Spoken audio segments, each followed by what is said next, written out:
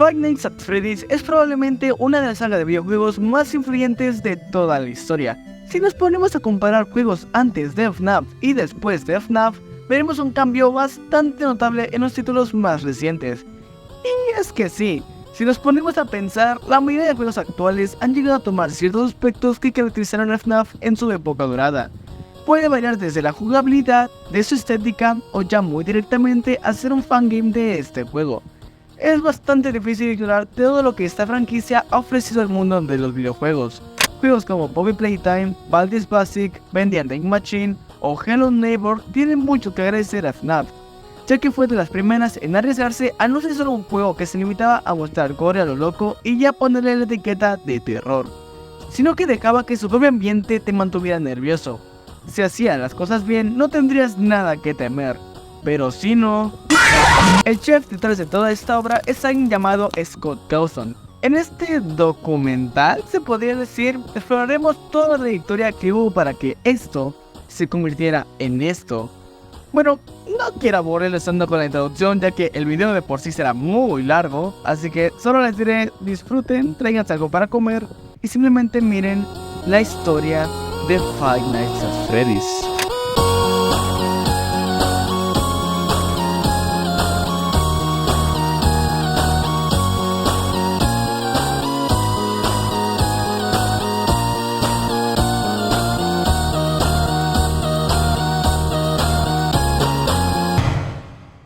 Para entender de mejor manera el impacto que tuvo FNAF por ahí de los 2010, tenemos que remontarnos muchos años atrás, directamente desde los 2000, donde los juegos de terror estaban en su mayor auge. Juegos como Silent Hill, Resident Evil, Alone in the Dark y Outlast eran los más jugados en esa época. Nada mejor que tus padres salieran y aprovechar para jugar estos juegos para después no poder dormir en las noches. ¡Qué buenos tiempos!, ¿no? Pues, si te diste cuenta, esos juegos tenían una misma fórmula: el miedo a ser perseguido. Estos juegos fueron una gran inspiración para la mayoría de programadores, haciendo otros juegos bastante similares con el paso de los años. Y es que bien, estos juegos compartían el género de survival horror. Este género está caracterizado porque los jugadores tienen que sobrevivir a un entorno aterrador luchando por sobrevivir, completando ciertos puzzles y enfrentándose a enemigos en el camino. Bueno, básicamente, el juego dependía de tu curiosidad y las ganas de explorar el mundo que te rodeaba para que este pudiera seguir con su historia. Ustedes se preguntarán por qué hablo de juegos como Resident Evil o Outlast en un video de Five Nights at Freddy's. Pues ahora nos remontamos por ahí del 2010. Habían salido unos juegos bastante famosos como el juego de Slenderman y Amnesia. Y, oh vaya, sorpresa, tenían la misma fórmula que estos otros juegos. No digo que estos sean malos, funcionaban a su manera. Lo que quiero hacer énfasis es en la repetitividad que el comercio de los juegos de terror empezaba a tener para estos tiempos. Que durante 10 años te hayan dado el mismo juego es algo que a la larga te va a terminar cansando. Se sobreexplotó mucho el recurso del gore excesivamente innecesario. Era una etapa bastante extraña para el mundo de los juegos de terror. Te despertabas, buscabas en tu armario algo que ponerte y en vez de encontrar ropa, te encontrabas 5 juegos del género survival horror. Y es que en serio, la mayoría, por no decir todos los juegos, eran de este estilo. Pero entonces llegaría un programador cristiano a cambiar rápidamente las cartas del juego. Este programador sería Scott Cawthon. Scott Braden Cawthon es un programador estadounidense nacido el 4 de junio de 1978 en Houston, Texas. Pero lo más probable es que eso ya lo sepan. Su carrera como creador de videojuegos comenzaría en los 90s, cuando él tan solo era un niño. Este juego era uno llamado Tufas, que para ser un juego creado para un niño no está tan mal. Digo, era simple incluso para la época, pero no es como que yo pueda hacer algo mejor. Su carrera como profesional comenzaría en los 2000, haciendo un motor de desarrollo de videojuegos de RPGs, y este colaboraría con Hope Animations para crear animaciones infantiles con temáticas cristianas. Porque sí, Scott Cawthon tiene raíces cristianas muy pegadas. Pero al año siguiente, Scott empezaría a crear demasiados juegos en un lapso muy corto de tiempo, como lo serían The Desolate Hope, The Pilgrim's Progress, The Desolate Room, Sit and Survive, There Is No Post Bottom, Slumberfish, Ray Kid y 8-bit RPG Creator. La mayoría de estos juegos tienen de temática cristiana, pero lo que resaltaba más de estos juegos eran sus diseños. Daban una muy extraña sensación. Digo, si te mostrara este juego sin ningún tipo de contexto, lo más probable es que creerías que es un juego de terror, pero no, es un juego cristiano también. Por esas razones, Scott sería demasiado criticado por esas épocas, y estas críticas aumentaron aún más cuando lanzó Chipper & Sons Lumber Corporation. En este juego nos pondríamos en los zapatos de Chipper, un castor que junto a su padre trabajaba en una empresa de tala de madera. El principal objetivo de este juego era el talar árboles, recolectar madera y venderla para ganar dinero. Un juego en lo que cabe normal, pero Scott sería bombardeado de críticas en las que se le reprochaba que el juego tenía un efecto inquietante y aterrador. Esto era ya que Scott tenía muchas limitaciones a la hora de crear personajes, y por esto mismo sus movimientos eran tan extraños que hasta parecerían robots. Scott entró en una fuerte depresión. Sentía que todos los años que había dedicado a hacer videojuegos habían sido una pérdida de tiempo. Entró en una etapa de autorreflexión de su futuro. Decidió tomar una última opción. Entre sus dos ideas que tenían era una secuela de Teresa de Hope, o un juego que tratara de robots animatrónicos. Scott decidió tomar las críticas del movimiento robótico del personaje de Chipper & Sons a su favor, y así es como comenzaron la idea de un juego de animatrónicos asesinos. Había creado Five Nights at Freddy's. Scott estaba pasando por una etapa bastante difícil en su vida en el desarrollo de este juego, sin contar una mala situación económica. Por esa razón se vería obligado a usar un motor que lo limitaba bastante, Click Team Fusion. Así que de una vez no esperen que la idea original de FNAF haya sido ser un juego demasiado detallado y contando historia. Era una idea simple, con una jugabilidad simple y planteado para que solo lo jugara una vez. En fin, Scott empezaría a buscar patrocinadores para el juego, subiendo una propuesta a Kickstarter, en el que buscaba gente que lo pudiera apoyar económicamente para la creación del juego, y una meta de $10,000 para conseguir en un mes, del 14 de junio al 14 de julio. Entonces el lapso de tiempo logró recaudar la cantidad de $0. Al final la recaudación se canceló tras 3 días después de su publicación. Scott tuvo que seguir trabajando en este. Aunque el juego se tenía planteado tenerlo terminado para finales de 2014, el juego sorprendentemente terminó saliendo el 8 de agosto de ese mismo año. A diferencia de todos los videos que les había contado anteriormente, esto era a lo que yo me refería. Mientras los otros juegos de terror que les mostré eran de un ser sobrenatural persiguiendo al personaje principal mientras este buscaba alguna cosa, FNAF daba otra fórmula, y que si el personaje principal no podía hacer nada, este mezclaba dos géneros que funcionaban a la perfección. Era un juego de estrategia y terror, y diablos que funcionó. El juego se hizo exageradamente popular. Hay dos razones a las que les atribuyo el éxito de FNAF. La primera, la que más me gusta llamar, es a los youtubers, de que si hablamos de contenido de FNAF, simplemente es perfecto para hacerle video. En esa época era muy popular ver a youtubers asustarse mientras jugaban juegos de horror, y youtubers como PewDiePie, Markiplier y más del lado del globo terráqueo, Fernanfloo, Herman y el Rubius. Por 2014, FNAF invadió YouTube. Había canciones, gameplays, animaciones y más. Y la principal razón, sus misterios. Venga, el juego iba de algo simple. Sí, eras un guardia nocturno que tenía que evitar que los animatrónicos llegaran a tu oficina. Estos eran Foxy, Bonnie, Chica y Freddy, el líder de la banda. Para darte una referencia sobre la aplicación, tenías unas cámaras de seguridad y por si ocupabas una ayuda extra, también había otro personaje, el hombre del teléfono, quien te instruía y te daba una introducción al juego durante las primeras 4 noches, ya que en la quinta muere. Además, uno de sus atractivos era que mientras más avanzaba el juego, te enterabas de que algo realmente turbio estaba pasando en esa pizzería, desde un secuestro hasta un asesinato. Y tan simple como lo ven, FNAF contenía demasiados misterios que hicieron que los fanáticos se inhibieran día y noche creando una historia en base a teorías. Esto era gracias a que el juego escondía miles de detalles que solo te podías enterar de ellos al entrarte más al juego. Por ejemplo, ¿quién secuestró a los niños? ¿Quién es el hombre en morado? ¿Qué contó los carteles que cambiaban? ¿Y quién es Golden Freddy? Ya que, sí, de manera espontánea sería un personaje con el mismo avatar de Freddy, solo que dorado, y que inmediatamente te hacía perder si te lo llegabas a encontrar. Y también comenzó una época muy extraña que por el más mínimo detalle que había en el juego, se hacía una teoría que cambiaba la historia por completo. Por ejemplo, que Foxy era el bueno, y él no te intentaba asesinar. Esto es ya que su jumpscare es diferente al de los animatrónicos, ya que estos te gritaban en la cara, mientras que Foxy lo hacía desde la puerta. Y supuestamente esto significaba que realmente se quería advertir de la amenaza que eran los animatrónicos, pero esto era inútil. ya que terminabas muriendo de un paro cardíaco. Tendría sentido ese día, pero vaya, realmente es diferente porque Scott de Diablo va a ser uno más detallado. O que Freddy era una mujer porque él hacía una risa de niña. No te preocupes, Freddy, aquí respetamos las intenciones. ¿También que chica era lesbiana? ¿Qué? ¿Quién escribió esto? Soy Chica es la única animatrónico que lleva ropa la cual es un short, que para mí la hace ver muy sexy y los hombres la adoran. Vemos, ¿qué te dije escribir en mis... Ya hablando en serio. En este juego se presentó el misterio más grande en ese tiempo y que duraría años sin resolverse. La mordida de 87. Había un montón de secretos en base a este evento. Por ejemplo, si nos íbamos a The Ghost of Knives y poníamos 1987, rápidamente nos saldría un escribe de Golden Freddy. Esto comenzó una riada de teorías de qué fue lo que realmente pasó en el 87, quién la hizo y en qué afectaba este evento al juego.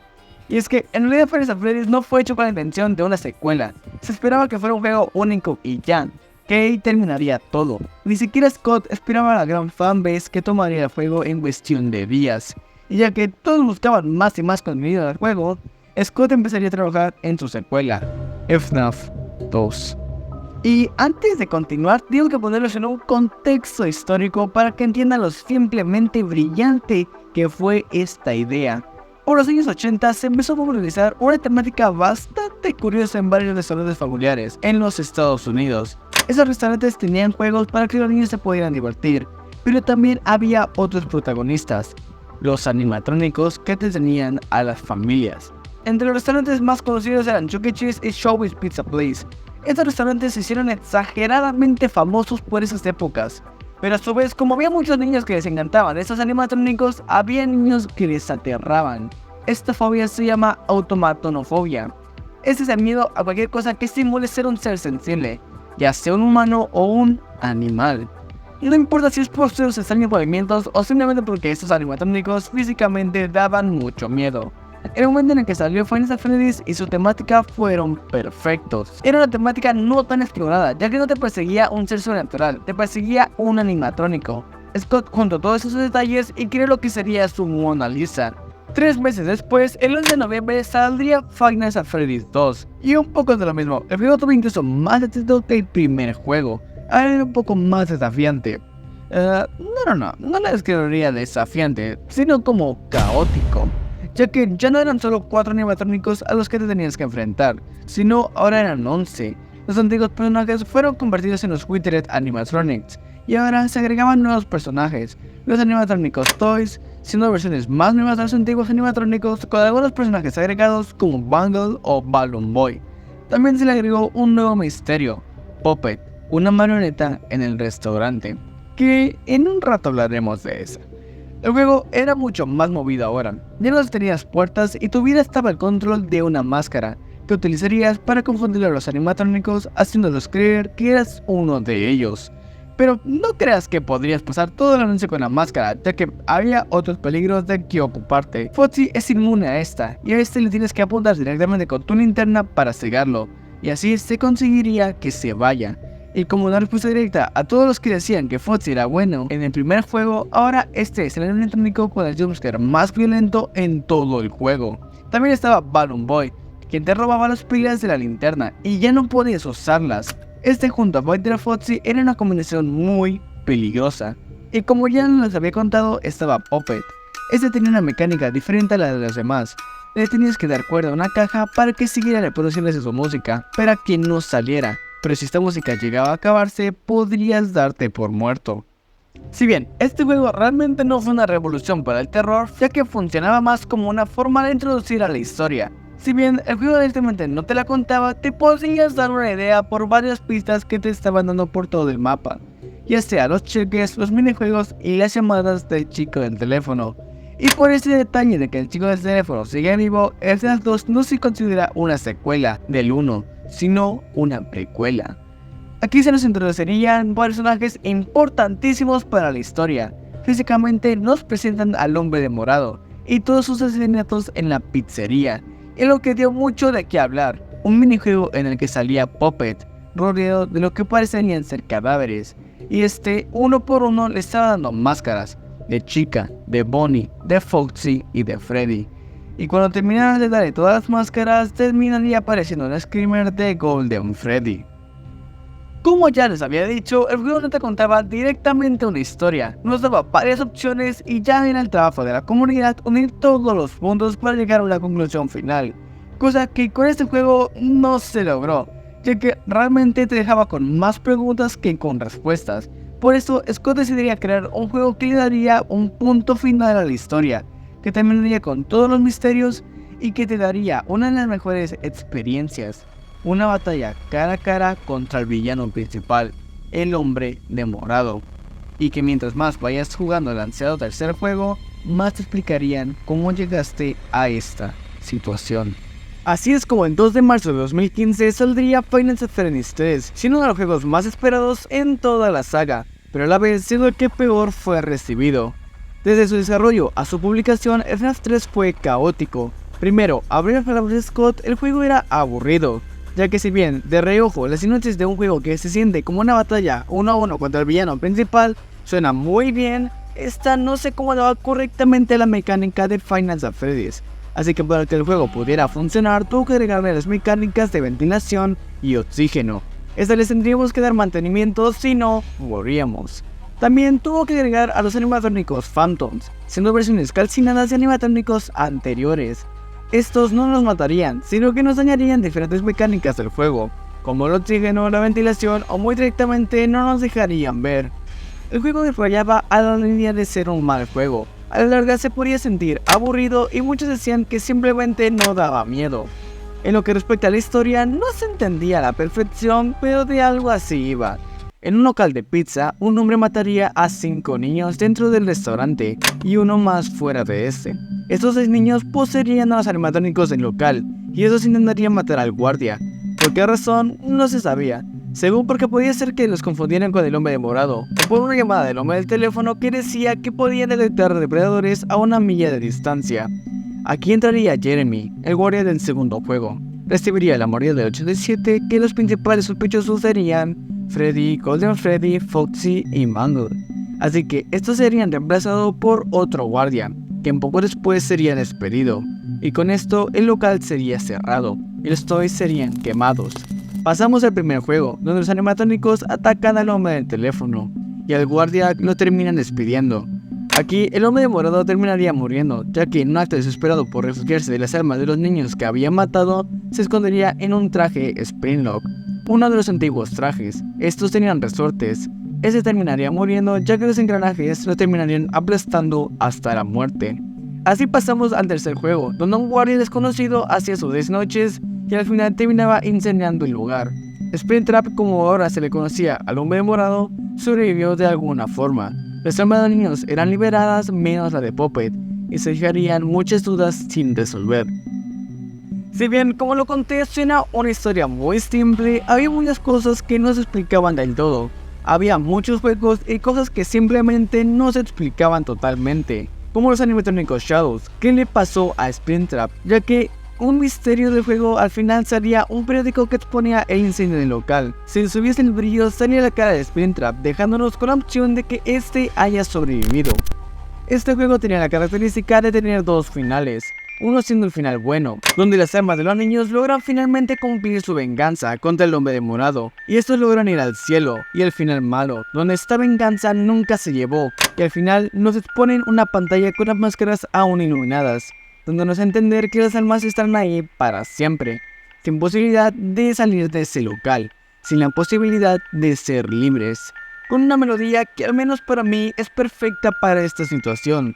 Te hace pensar que nada está bien, pero al menos ya acabó el juego. De igual forma, Scott se vio obligado a hacer una nueva entrega, una que sí estuviera al nivel de la exigencia del público. Y vaya que lo logró. Pero unos meses antes de la salida del nuevo juego, saldría a la venta la primera novela de Five Nights at Freddy's. Esta era titulada The Silver Eye. Sin embargo, este libro es algo extraño. La situación con este es que no se sabe realmente si es canon o no. Igual, siempre ha habido un debate acerca de qué tan canónicos son estos libros, pese a que en ese momento todavía no salía ni el cuarto juego, así que la historia todavía le faltaba un gran camino por el cual pasar. Digo, teóricamente sí son canon, pero en la historia general hay muchas cosas que no concuerdan totalmente. Todo dicho esto desde un contexto actual. Bien, ya sabiendo esto, podemos regresar. Para finales de año, todo estaba prestando atención a lo que sería la cuarta entrega de la saga, siendo un evento importante para la historia de FNAF. Este juego era en ese momento el más rico en historia, ya que gracias a este finalmente se pudieron unir los clavos para sentar las bases de toda la historia que había detrás de este juego. No me adentraré tanto a la historia, ya que, en serio, desde aquí todo se hizo un desmadre, que sí, los libros dijeron esto, pero que en el juego pasaba aquello, y Scott mostró eso también, pero en serio, ya aquí es donde más fácil es perderse. Tal vez haga un video hablando de la cronología, pero ahí luego. La historia nos remonta ante Crying Child, uno de los hijos de los fundadores de Freddy Fazbear Family Dinner. Ahora ya no estaban ni Foxy, ni Chica, ni Bonnie, ni Freddy. No, olvídense de ellos. Sino que aquí estaban los animatrónicos Fredbear y Spring Bonnie. En fin, este niño era acosado por su hermano, ya que frecuentemente lo asustaba con máscaras de los animatrónicos a los que tanto temía. Estas le provocaban pesadillas, y aquí es donde iniciaba el juego. Cada noche era una pesadilla para el niño. Las noches siguieron así hasta que llegó el día de su cumpleaños, donde su hermano le daría su regalo de cumpleaños, asustarlo metiendo su cabeza dentro de la boca del animatrónico Fredbear. Que, oye amigo, hay otras formas de asustar a su hermano, ¿sabes? No sé, muéstrale obedece a la morsa o ponle ver el video de la carretera, no sé, pero sabes, porque puedes ir a prisión por eso, ¿cierto? Ok, continuamos. Para sorpresa de nadie, el niño terminó siendo terriblemente lastimado. Y aquí se añadió otra teoría, de que por mucho tiempo se creyó que esta era la mordida del 87, pero no, terminó resultando que había otra mordida, la mordida del 83, que era la que transcurría en este juego. Volviendo a FNAF, este cambió las mecánicas completamente. Ahora ya no dependías tanto de la vista, ya no veías si los animatrónicos estaban enfrente de ti, ahora los tenías que escuchar. Este probablemente siendo el único juego de FNAF que realmente da miedo. Te pone en un contexto de pesadilla, donde para sobrevivir tienes que escuchar los sonidos de tus cazadores. Ya no más cámaras, ya no más máscaras y ya nada. Solo eras tú solo y una linterna contra 4 animatrónicos, con un objetivo: acabar con tu vida. Scott supo bastante bien cómo reinventar la saga, haciendo ahora un nuevo tipo de terror. Ya no era un juego de simples jumpscares, ahora era uno donde te sentías más dentro del mundo tan oscuro que poco a poco Scott estaba construyendo. Todo parecería ir bien, pues no pasó. Con la salida del cuarto juego se había hecho una creencia de que ese sería el último, pero por 2015 Scott empezaría a revelar algunas imágenes de lo que podría ser un nuevo juego. En ese tiempo la comunidad estaba en su máximo hype, no bromeaba cuando decía que el cuarto juego abrió aún más la historia de FNAF. Todo el fandom estaba esperando una nueva entrega que explicara y aportara más a la historia del juego, dándonos más detalles acerca de la nueva mordida del 83, o vernos más de la vida del hombre de morado. Un día todos los que seguían a Scott por YouTube se despertarían con la sorpresa que tenían una notificación, y al abrir leían FNAF World Teaser. Era un nombre extraño para un nuevo juego de la saga, pero vamos, en ese momento realmente importaba poco el nombre, tan solo contenía más información del juego. Le picaste y lo primero que viste fue la cara de Golden Freddy seguido de los demás animatrónicos. Parecería que sería un juego que cambiaría por completo todo lo visto en la historia. FNAF World fue hecho principalmente como una forma de conmemorar a los antiguos juegos hechos por Scott Cawthon. En su mayoría, eran RPGs. Este tomaría estas bases y agregaría a sus ahora ya clásicos personajes, pero ahora con un diferente estilo, uno más caricaturesco. No era un juego de terror, vaya, era un RPG en todos los sentidos de la palabra. Este título muy directamente no le agradó a casi nadie, más si nos ponemos a pensar que era un título que se había vendido como el último de la saga. Ahora sí, Scott había subido la famosa imagen donde se mostraban todos los personajes habidos hasta este momento y con un simple mensaje dándote las gracias por haber seguido la saga todo este tiempo. Todo suena muy bonito, sin embargo, este juego fue bombardeado de muy malas críticas. Ese fue un golpe duro para Scott Cawthon, ya que tras haber tenido 4 juegos exitosos por primera vez, uno era tan odiado como lo fue FNAF World. Esto le hizo entrar a una pequeña crisis. Sin embargo, como ya es costumbre de Scott, siempre ha sido alguien que escucha a la comunidad. Leyó cada uno de los comentarios y simplemente aprendió de su error. Decidió que por su bien se tendría que dar un descanso de todo este trabajo, que era hacer videojuegos él solo, ya que, sí, desde el primero hasta el World, FNAF siempre había sido programado y realizado por una sola persona, Scott Cawthon. Así que por esto decidió que desaparecería por unos meses de la vista pública, pero que cuando volviera sería de forma grande. Más del juego, ¿qué quieren que les diga? Esto es un RPG. Yo considero que el pecado más grande que tuvo este juego fue ponerse como el nombre de Five Nights at Freddy's, ya que sí, saca de onda ver los primeros 4 juegos y luego ver el World. Los primeros 4 siendo juegos donde se hablaba directamente de la muerte y asesinatos, y el World siendo... ni siquiera sé cómo describirlo. Este juego fácilmente se podría llamar Alfredo el Oso Manoso y pasaría sin pena ni gloria por la biblioteca de Steam. Era visto como la oveja negra en ese momento, tanto que hasta el mismo Scott decidió eliminarlo de Steam y convertirlo en un juego gratuito. Pero al final, este se considera como un capítulo que la mayoría del fandom decide mejorar porque nunca pasó realmente. Algunos pocos con el paso del tiempo lograron tomarle cariño a este juego, pero aún hasta el día de hoy hay gente que realmente aborrece esta entrega con todas sus ansias. Desde enero de 2016 hasta septiembre de este año, Scott decidiría desaparecer por completo del ojo público. Tenía que tomarse un tiempo para poder pensar todo lo que tenía que hacer. Es más comprensible si nos ponemos a pensar que estos 5 juegos fueron lanzados en un lapso de 1 año y medio. Pero cuando llega octubre, las cosas cambiarían. Saldría a la venta Five Nights at Freddy's Sister Location. Este juego le dio un giro de 360 grados a todo lo que habíamos visto antes. Ahora no estamos encerrados en una oficina durante 5 noches. Cada una de estas noches tenía un diferente propósito, un diferente enemigo y una diferente tarea. Ahora, en una diferente pizzería, Circus Baby Pizza World, que ahora los protagonistas de estos eran los animatrónicos Funtime, Funtime Freddy, Funtime Foxy, Valora y Circus Baby. Ahora nos centramos más en la historia del hombre de morado, ya que se nos revela quién es realmente. Este era William Afton, y como se le estuvo sugiriendo durante mucho tiempo, este tenía una familia. Además de esto, no muestran la verdadera naturaleza de los animatrónicos. En general, todo este juego muestra detalles fundamentales para la historia. Ya notaron un patrón, ¿no? Desde el juego 3 en adelante, la mayoría de los juegos se conectaban entre sí, que aunque desde simple vista pareciera que son juegos que cuentan diferentes puntos de la historia, la verdad es que todos estaban conectados. Gracias a esto, la historia de FNAF cada vez era mucho más clara con lo que quería contar. Una historia que iba más allá de unos asesinatos en una pizzería. Pero obviamente esto no te lo dice el juego. Toda la historia de FNAF era un completo rompecabezas y que mientras más teorías se iban haciendo, las piezas se iban uniendo cada vez más y más. Pero los juegos solo te daban la madera, y eras tú el encargado de construir tu casa. Ya que sí, la historia de FNAF nunca tuvo realmente un evento planeado. Casi todo fue hecho a mera base de teorías que la propia comunidad se iba creando. Por estas fechas salió el segundo libro de FNAF, The Twisted Ones, el 27 de julio de 2017. No hay mucho realmente que contar, sigue la historia del primer juego y ya. Sin embargo, ni con estos dos importantes lanzamientos, un juego completo y un libro que sentaba las bases para el próximo gran juego de FNAF y que ahora sí sería el final de la saga, pudo volver a atraer a la comunidad. Digo, es normal que con el paso de los tiempos los fans se vayan empezando a dejar de sentir interesados por una saga, pero el caso de FNAF fue bastante extraño, fue demasiado rápido, era como si de un día para el otro simplemente desapareciera. Si les soy sincero, ni me había enterado que habían salido los libros, yo me quedé en Sister Location, como la mayoría de personas. Esto podía culpar el enorme tiempo de descanso que se tomó Scott Cawthon entre FNAF World y Sister Location. Y yo sé, 9 meses realmente sé que no es mucho tiempo. Hay juegos con comunidades que llevan más de 7 años sin contenido nuevo, y aún siguen vivas. Sin embargo, tenemos que ponernos en un contexto. FNAF siempre fue una saga con juegos que salían bastante rápido.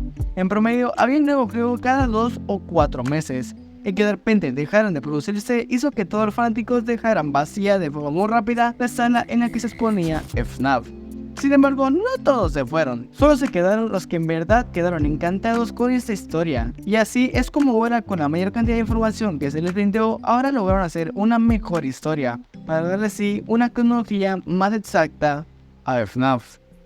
Finalmente, un 4 de diciembre de 2017 saldría el último juego de la saga. Digo el último ya que todos los personajes originales aquí finalmente tendrían su cierre. En este juego tenías que ser el encargado de tu propia pizzería, comprando ítems con monedas que conseguías jugando.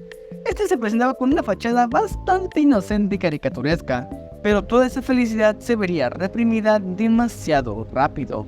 Tras un glitch apareces en una habitación oscura, ahora enfrente de Scrap Baby, una versión más estresada de Circus Baby. Aquí tenías que hacerle un par de encuestas y evaluarlas según sus respuestas, entre si era seguro o inseguro. El juego seguiría con normalidad y se repetiría estos 2 veces más, ahora con Springtrap y Molten Freddy y Lefty. Springtrap sí es Springtrap, no se dejen engañar por el rediseño, mientras que Molten Freddy son los restos de Ennard, un animatrónico presentado en Sister Location. Y Lefty, quien es un animatrónico creado por Henry para traer a Puppet y que tiene una importancia enorme en la cronología. Pero como esto no es un video de la historia de FNAF, no tomaremos en cuenta por estos momentos. Solo para resumir y que al menos entiendan un poco de la historia, realmente Pizzeria Simulator fue todo una trampa de parte de Henry, quien era un amigo de William Afton, que tras enterarse de todos los asesinatos y que había almas en los animatrónicos, decide crear un restaurante falso, Fazbear Entertainment, con el propósito de traer a estos 4 personajes, y que cuando todos estén reunidos incendiar el restaurante, haciendo que este lugar que tanto había sido protagonista de decenas de tragedias, finalmente fuera olvidado por todos de una vez. Los animatrónicos que aún quedaban ahí decidieron soltar de una vez las almas que no les pertenecían, y William Afton terminaba muriendo en el proceso, marcando así el final de la saga. Scott, aún no completamente satisfecho, sacaría un tercer libro, The Fourth Closet, que como ya dije eran continuaciones de los demás libros. Y ya, no todos son teorías, amigos.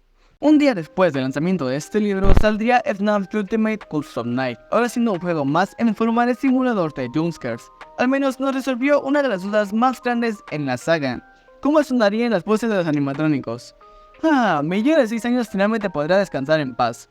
Tú me mentiste, maldito video mentiroso.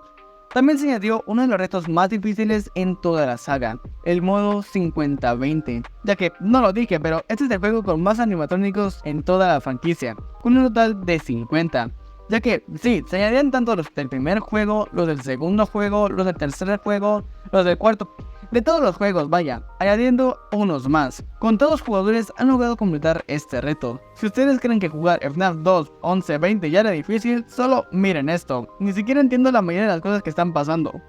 Scott se pondría a experimentar un poco con la jugabilidad de las nuevas entregas, como es el caso con Help Wanted.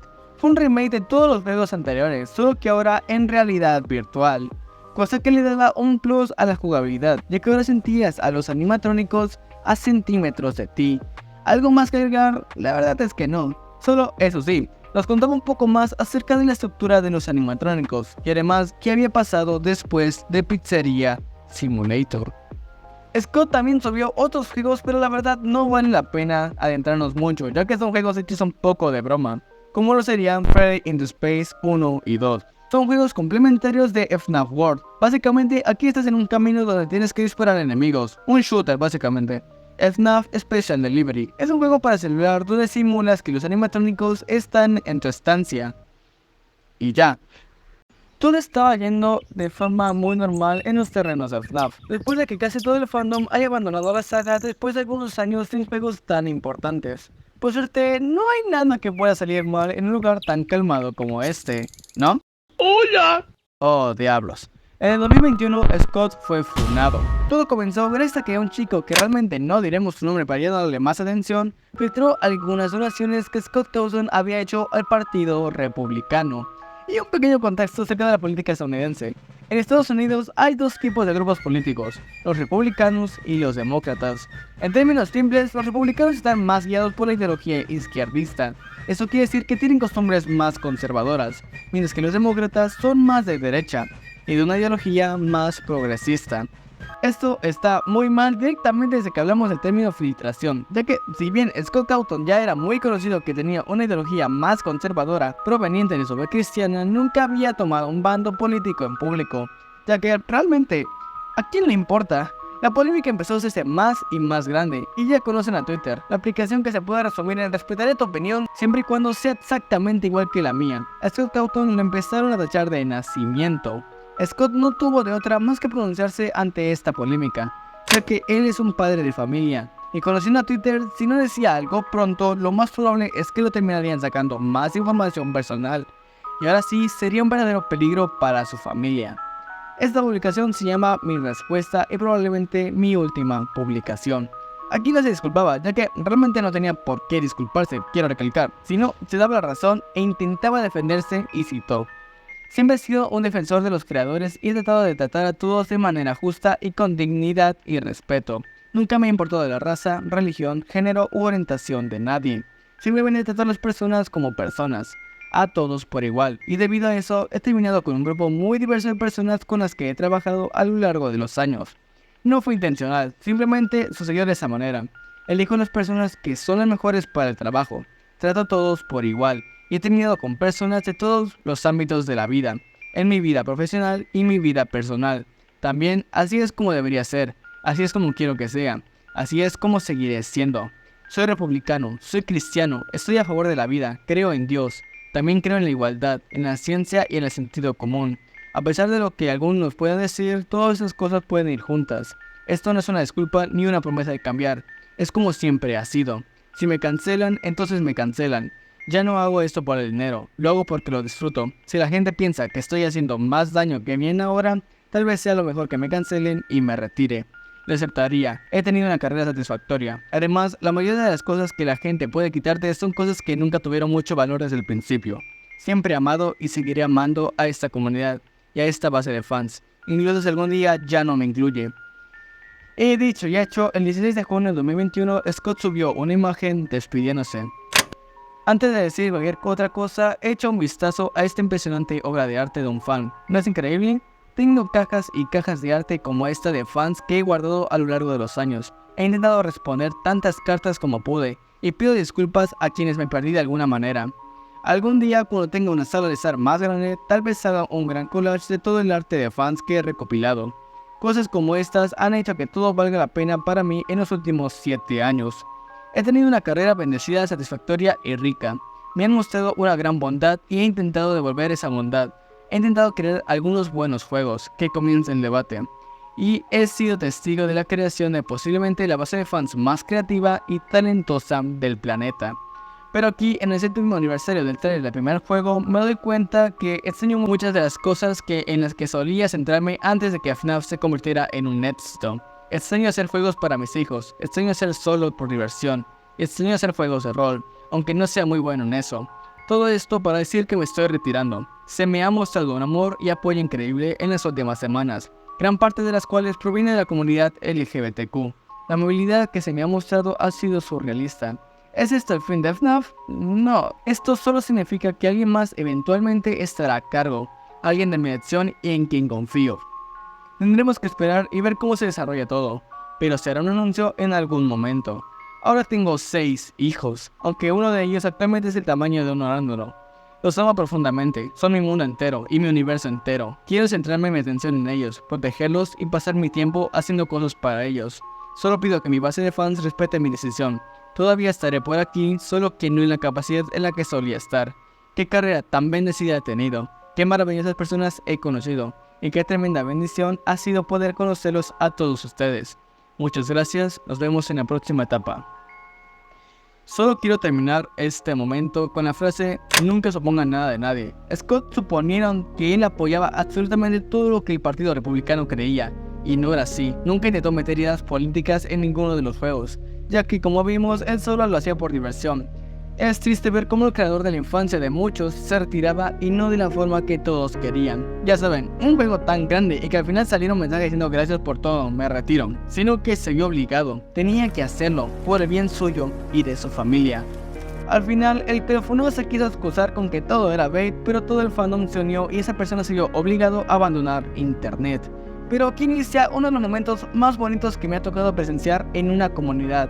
Todos los fanáticos, los nuevos, los antiguos, los que abandonaron la saga, los creadores de fangames, los creadores de contenido o jugadores casuales se juntaron para hacer posible el hashtag #ThankYouScott.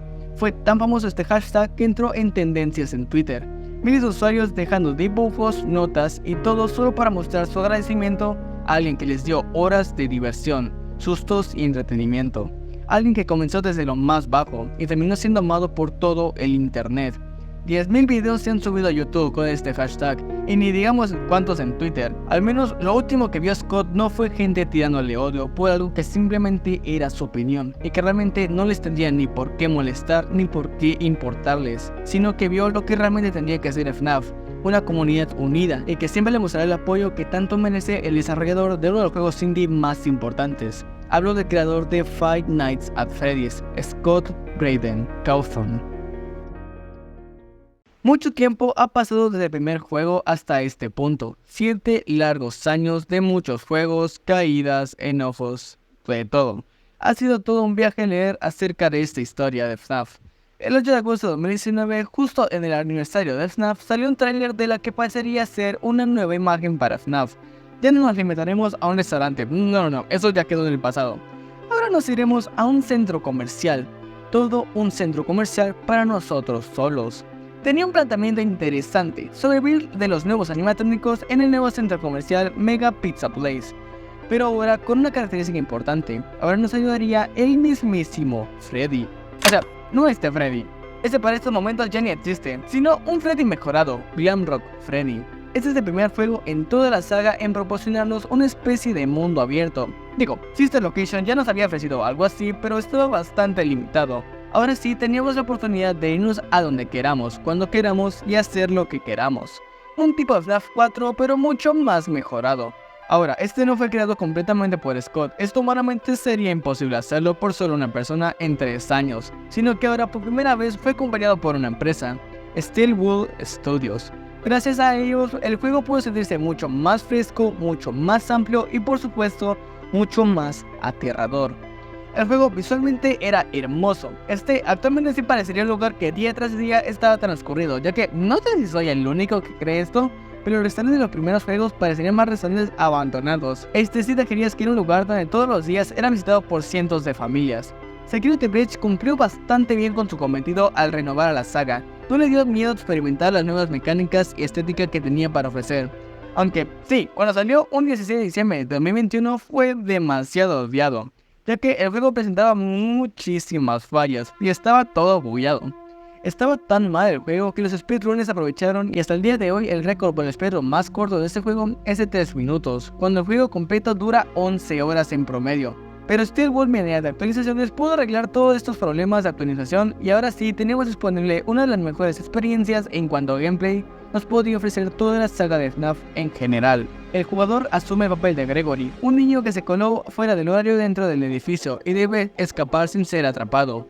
Esto obviamente no sería tan fácil como romper una ventana e irse del lugar. Mientras más continúa la historia, tienes que enfrentarte a ciertos animatrónicos del lugar, como Montgomery Gator, Red Son, Wolf o Glamrock Chica. Pero, ¿es un buen juego? La respuesta corta es sí, ya que si bien es una muestra bastante diferente a los que nos tienen acostumbrados, realmente la fórmula de FNAF se acopla bastante bien a un juego de mundo abierto. En serio, no sé por qué tardaron tanto en hacer un juego así. FNAF Security Breach demostró que la saga de FNAF aún tiene un poco más que ofrecer. Gracias a este juego es que todo el fandom pudo revivir. En esta época salieron un chingo de memes de FNAF. El hombre de morado, el de Tom y sus canciones. Solo nos queda esperar más para ver qué nos tienen preparados con esta franquicia.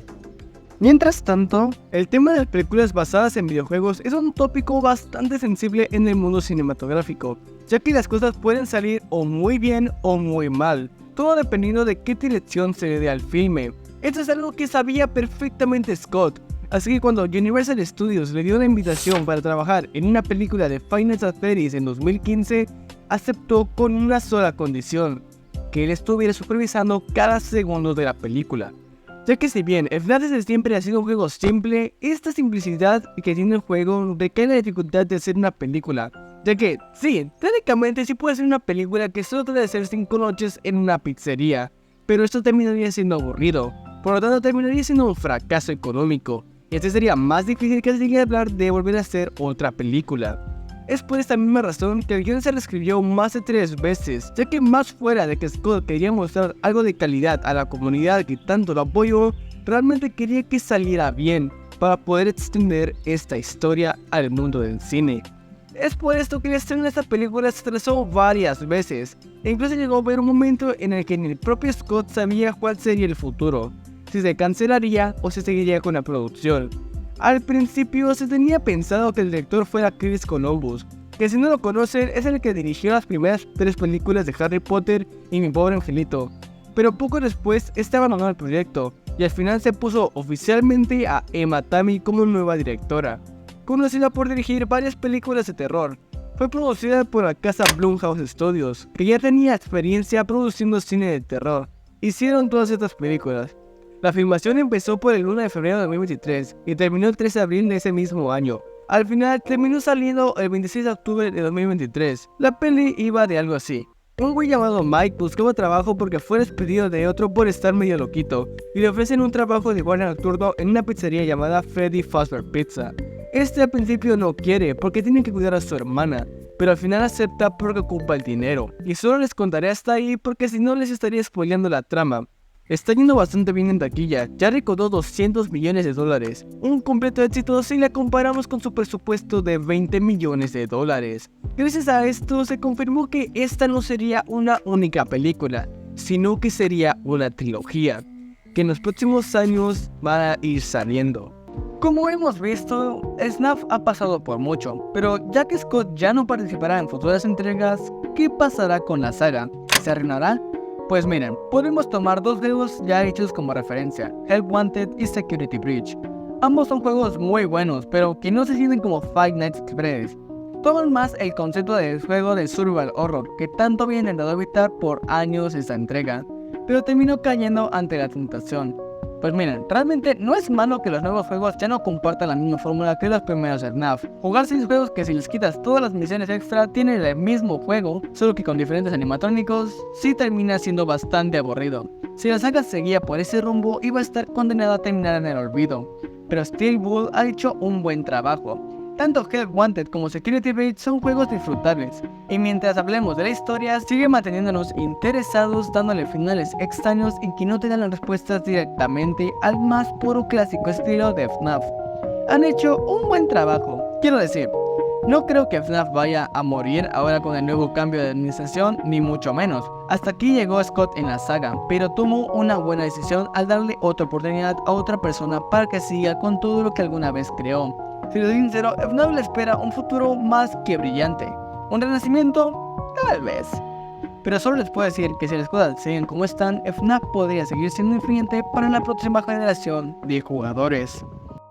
Bueno, hemos llegado al final del video. FNAF ha sido una saga que significa bastante para muchas personas, incluyéndome. Estoy seguro que de no ser por FNAF no estaría haciendo videos en primer lugar. Historia como la mía hay demasiadas, tan solo miren el hashtag de Thank You Scott. Esta franquicia ha sido un recordatorio de cómo un juego puede trascender a la pantalla y convertirse en un fenómeno que une a jugadores de todas las partes del mundo.